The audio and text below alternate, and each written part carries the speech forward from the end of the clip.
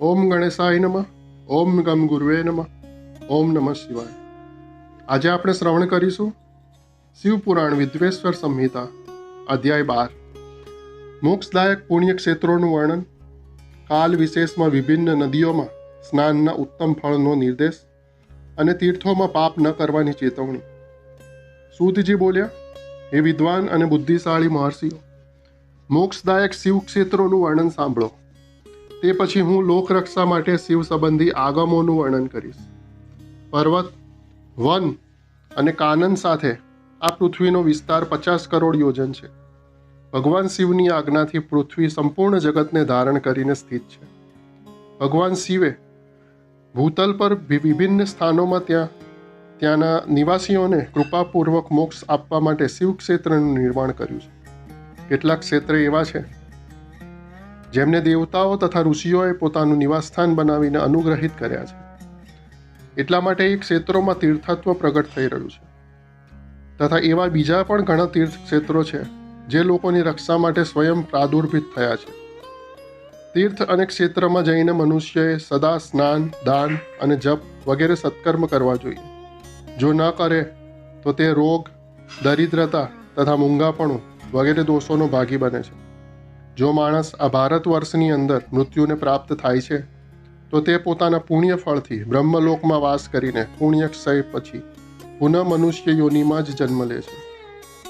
હે બ્રાહ્મણો, પુણ્ય ક્ષેત્રમાં પાપ કર્મ કરવામાં આવે તો તે વધારે દ્વઢ થઈ જાય છે. માટે પુણ્ય ક્ષેત્રમાં નિવાસ કરતી વખતે સૂક્ષ્મથી સૂક્ષ્મ અથવા થોડું એ પાપ ન થાય તેની કાળજી લેવી જોઈએ. સિંધુ અને સતલજ નદીના તટ પર ઘણા પુણ્ય ક્ષેત્ર છે.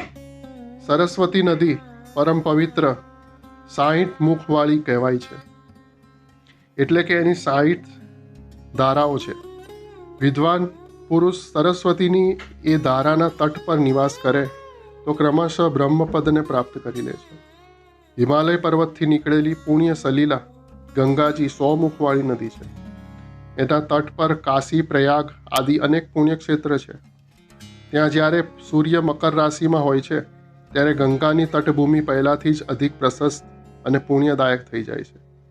સોણભદ્ર નદીની 10 ધારાઓ છે, જે જ્યારે ગુરુ મકર રાશિમાં આવે છે ત્યારે અત્યંત પવિત્ર અને ઈચ્છિત ફળ દેનારી થઈ જાય છે. એ વખતે ત્યાં સ્નાન અને ઉપવાસ કરવાથી વિનાયક પદની પ્રાપ્તિ થાય છે. પુણ્ય સલીલા મહાનદી નર્મદાના 24 મુખ છે. એમાં સ્નાન અને તટ પર નિવાસ કરવાથી મનુષ્યને વૈષ્ણવ પદની પ્રાપ્તિ થાય છે. તમસાના 12 તથા રેવાના 10 મુખ છે. પરમ પુણ્યમય ગોદાવરીના 21 મુખ બતાવાયા છે. તે બ્રહ્મ હત્યા તથા ગૌવધના પાપનો નાશ કરનારી છે અને રુદ્રલોકની પ્રાપ્તિ કરાવે છે. કૃષ્ણવેલી નદીનું જળ બહુ પવિત્ર છે. તે નદી સમસ્ત પાપોને નષ્ટ કરનારી છે. એના 18 મુખો કયા છે તથા તે વિષ્ણુલોકનું પ્રદાન કરે છે. તુંગભદ્રાના 10 મુખ છે. તે બ્રહ્મલોકનું પ્રદાન કરે છે. પુણ્ય સલીલા સુવર્ણ મુખરી નદીના 9 મુખ કહેવામાં આવ્યા છે. બ્રહ્મલોકથી પાછા ફરેલા જીવ તેના તટ પર જ જન્મ લે છે. સરસ્વતની નદી, પંપા સરોવર, કન્યાકુમારી, અંતરીય તથા શુભકારક શ્વેત નદી આ બધા પુણ્યક્ષેત્ર છે. આના તટે નિવાસ કરનાર ઇન્દ્રલોકને મેળવે છે. સહ્ય પર્વતથી નીકળેલી મહાનદી કાવેરી પરમ પુણ્યમયી છે. એના 27 મુખો કહેલા છે. તે સંપૂર્ણ ઈચ્છિત પદાર્થોને આપનારી છે. તેનો તટ સ્વર્ગલોકની પ્રાપ્તિ કરાવનાર છે તથા બ્રહ્મા અને વિષ્ણુના પદ આપનારા છે. કાવેરીના જે તટ શૈવ ક્ષેત્રમાં આવે છે તે પણ ઈચ્છિત ફળ સહિત શિવલોક પણ આપે છે. નૈમિષારણ્ય તથા બદ્રિકાશ્રમમાં સૂર્ય અને ગુરુ મેષ રાશિમાં આવે ત્યારે જો કોઈ સ્નાન કરે તો એ વખતે ત્યાં કરેલું સ્નાન, પૂજન વગેરેને બ્રહ્મલોકની પ્રાપ્તિ કરાવનાર જાણવા જોઈએ. સિંહ અને કર્ક રાશિમાં સૂર્ય સંક્રાંતિ થાય તે વખતે સિંધુ નદીમાં કરેલું સ્નાન તથા કેદાર તીર્થનું જળ પીવાથી અને સ્નાન જ્ઞાનદાયક મનાયું છે. જ્યારે ગુરુ સિંહ રાશિમાં હોય એ સમયે સિંહની સંક્રાંતિથી યુક્ત ભાદરવા માસમાં જો ગોદાવરીના જળમાં સ્નાન કરવામાં આવે તો શિવલોકની પ્રાપ્તિ કરાવનાર થાય છે. એવું પૂર્વકાળમાં સ્વયં ભગવાન શિવે કહ્યું હતું. જ્યારે સૂર્ય અને ગુરુ કન્યા રાશિમાં હોય ત્યારે યમુના નદીમાં અને સોણભદ્રમાં સ્નાન કરો. આ સ્નાનથી ધર્મરાજ તથા ગણેશજીના લોકમાં મહાન ભોગને પ્રાપ્ત થવાય છે એવી મહર્ષિઓની માન્યતા છે. જ્યારે સૂર્ય અને ગુરુ તુલા રાશિમાં હોય તે સમયે કાવેરી નદીમાં સ્નાન કરવું. આ સ્નાન ભગવાન વિષ્ણુના વચનના મહિમાથી સંપૂર્ણ ઈચ્છિત વસ્તુઓને પ્રાપ્ત કરાવનારું મનાયું છે. જ્યારે સૂર્ય અને ગુરુ વૃશ્ચિક રાશિમાં આવે છે ત્યારે માગસર માસમાં નર્મદામાં સ્નાન કરવાથી શ્રી વિષ્ણુ લોકની પ્રાપ્તિ થાય છે. સૂર્ય અને ગુરુ જ્યારે ધન રાશિમાં હોય ત્યારે સુવર્ણમુખરી નદીમાં કરેલું સ્નાન શિવલોકને પ્રાપ્ત કરાવે છે એવું બ્રહ્માજીનું વચન છે. જ્યારે સૂર્ય અને ગુરુ મકર રાશિમાં સ્થિત હોય એ માઘ માસમાં ગંગાજીના જળમાં સ્નાન કરવું જોઈએ. બ્રહ્માજીનું કથન છે કે આ સ્નાન શિવલોકની પ્રાપ્તિ કરાવે છે. શિવલોક પછી બ્રહ્મા અને વિષ્ણુના સ્થાનોમાં સુખ ભોગવીને અંતે મનુષ્ય જ્ઞાન પ્રાપ્તિ થઈ જાય છે.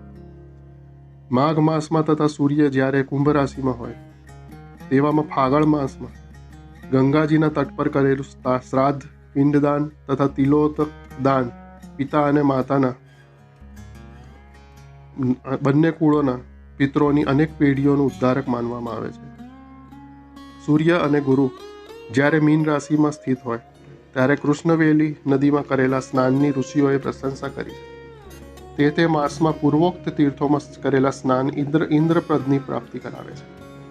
વિદ્વાન પુરુષ ગંગા અથવા કાવેરી નદીનો આશ્રય લઈને તીર્થવાસ કરે છે. આવું કરવાથી તત્કાળ કરેલા પાપોનો નિશ્ચય જ નાશ થઈ જાય છે. રુદ્રલોક અપાવનારા ઘણા ક્ષેત્ર છે. તામ્રપર્ણી અને વેગવતી આ બંને નદીઓ બ્રહ્મલોકની પ્રાપ્તિરૂપ ફળ આપનારી છે. આ બંને નદીના તટ ઉપર કેટલાય સ્વર્ગદાયક ક્ષેત્રો છે. આ બંને નદીઓની વચ્ચે બહુ પુણ્યપદ ક્ષેત્ર છે. ત્યાં નિવાસ કરનાર વિદ્વાન પુરુષ એવા જ ફળને પામે છે. સદાચાર, ઉત્તમ વૃત્તિ તથા સદભાવના સહિત મનમાં દયાભાવ રાખીને વિદ્વાન પુરુષોએ તીર્થોમાં નિવાસ કરવો જોઈએ. આવું ન કરે તો તેનું પુણ્ય ફળ મળે નહીં. પુણ્ય ક્ષેત્રમાં કરેલું થોડું પણ પુણ્ય અનેક પ્રકારે વૃદ્ધિને પ્રાપ્ત થાય છે. ત્યાં પુણ્ય ક્ષેત્રમાં કરેલું નાનું સરખું પાપ પણ મહાન બની જતું હોય છે. જો પુણ્ય ક્ષેત્રમાં રહીને જીવન વ્યતીત કરવાનો નિશ્ચય કર્યો હોય તે પુણ્ય સંકલ્પથી એના પહેલાંના બધા પાપ તત્કાળ નષ્ટ થઈ જાય છે. કેમ કે પુણ્યને ઐશ્વર્યદાયક કહ્યું છે. હે બ્રાહ્મણો, તીર્થવાસ જનિત પુણ્ય કાયિક, વાચિક અને માનસિક બધા પાપોનો નાશ કરી દે છે. તીર્થ ક્ષેત્રોમાં કરેલું માનસિક પાપ વજ્રલેપ થઈ જાય છે. એ કેટલાય કલ્પો સુધી પીછો છોડતું નથી. એવું પાપ કેવળ ધ્યાનથી જ નષ્ટ થાય છે, એ સિવાય નહીં. વાચિક પાપ જપથી અને કાયિક પાપ શરીરને ખુશ કરવા જેવા કઠોર તપથી જ નષ્ટ થાય છે. માટે સુખની ઈચ્છા રાખનારે દેવતાઓની પૂજા અને બ્રાહ્મણોને દાન દેતા રહેવું જોઈએ અને પાપથી બચીને તીર્થોમાં નિવાસ કરવો જોઈએ. અહીં આ અધ્યાય 12 પૂર્ણ થાય છે.